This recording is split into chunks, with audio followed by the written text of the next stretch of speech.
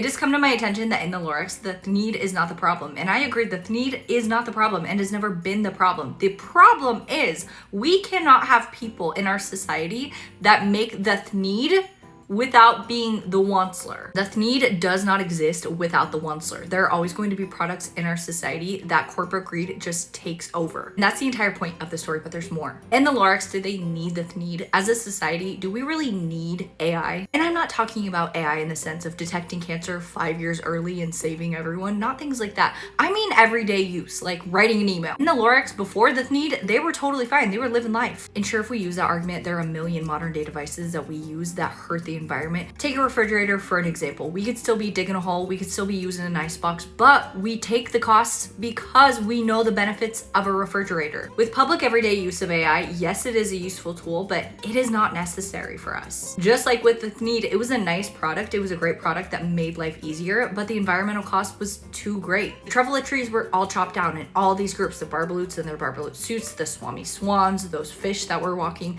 they all were impacted. Just like we as humans and animals are going to be impacted when AI gets out of control. So yes, the need was not the problem. AI itself is not the problem, but the problem is it was created by the wantsler. They go hand in hand. AI was created by people who knew the environmental costs, the social costs, any other costs, right? Financial, and chose to do it anyway, just like the wantsler.